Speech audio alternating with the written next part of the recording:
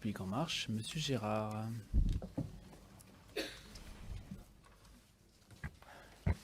Merci, Monsieur le Président. Madame la Présidente, il y a un an de ça à peu près, au mois de juin l'année dernière, vous annonciez de manière un peu abrupte la disparition de François, qui était la chaîne historiquement consacrée aux Outre-mer. Une annonce qui avait à l'époque suscité beaucoup d'incompréhension, d'inquiétude chez les ultramarins, et on peut le comprendre. Et aujourd'hui, je voudrais saluer, vous l'avez évoqué dans votre propos liminaire, je voudrais saluer le travail absolument remarquable qui a été fait par France Télévisions et par vos équipes pour assurer une meilleure visibilité des Outre-mer sur les chaînes généralistes de l'audiovisuel public. Nous sommes partis de loin, c'est un travail que j'ai suivi avec beaucoup d'attention, vous le savez. La signature de ce pacte il y a quelques jours, le 11 juillet, est à mon avis une étape importante dans ce travail. On peut, quand on regarde France Télévisions régulièrement, on peut se rendre compte des efforts qui ont été faits. Je prendrai pour exemple un sujet très récent qui a été diffusé ce matin sur Télématin, qui était un sujet qui est exactement ce qu'on attend de l'audiovisuel public quand on parle de montrer la diversité ultramarine, avec un sujet sur une de nos compatriotes martiniquaises en situation de handicap, qui était très optimiste, pas du tout dans le pathos, qui était une espèce d'antithèse de la télé-réalité, et c'est ce qu'on attend du service public. Cela étant, je m'inquiète quand même de la capacité des équipes, et notamment des rédactions de France Télévisions, à s'approprier des sujets ultramarins pour développer ce qu'on appelle tous de nos voeux, qui est ce réflexe outre-mer. Je prendrai pour exemple, alors un peu un contre-exemple, mais il y a quelques jours, au moment de la signature des plans de convergence, un sujet qui a été diffusé sur France 3 qui, de mon point de vue, était complètement anachronique et témoignait surtout d'une vraie incompréhension du sujet par l'équipe qui en faisait la recension. Donc vous avez la chance aujourd'hui, dans les équipes de François, d'avoir des experts, des vraies expertises, des journalistes qui sont spécialisés sur chacun des sujets ultramarins.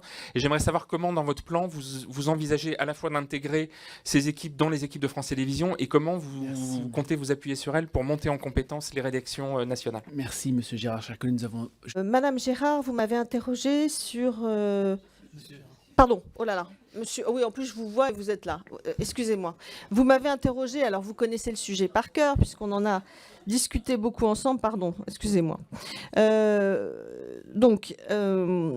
vrai que...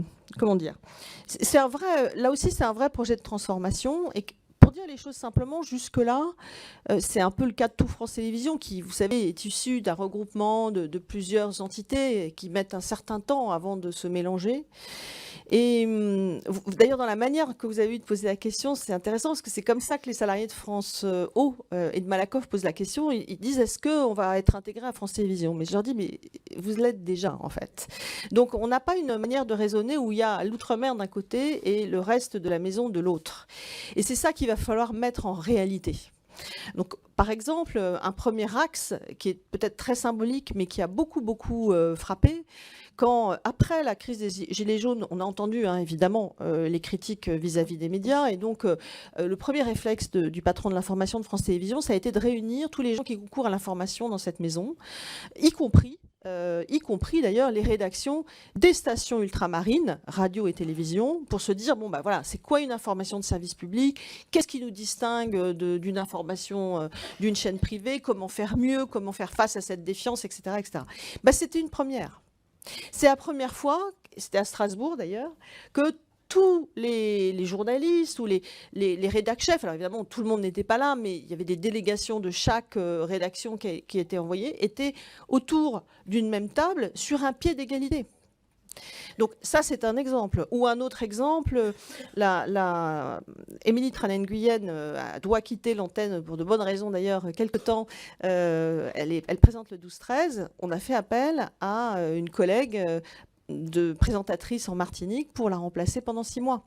Donc voilà, ce mélange, cette fraternité finalement qui est en train de s'instaurer entre toutes les équipes, c'est à mon avis l'élément le plus important pour réussir cette transformation. Après, c'est vrai, il y a des sujets sur lesquels il faut qu'on progresse, que chacun progresse, c'est des sujets parfois complexes, il pourra nous arriver de faire des erreurs, bien sûr, mais je crois que, en tout cas, la direction que nous avons décidé de prendre, elle est à la fois claire dans le pacte et, comme vous l'avez fait remarquer, elle se voit déjà. C'est pas parfait, bien sûr, parce que c'est un chantier qui va aussi nous demander toujours de l'attention. Mais la volonté, la sincérité de notre démarche, en tout cas, elle est sûre et elle s'incarne déjà d'une certaine manière. Voilà.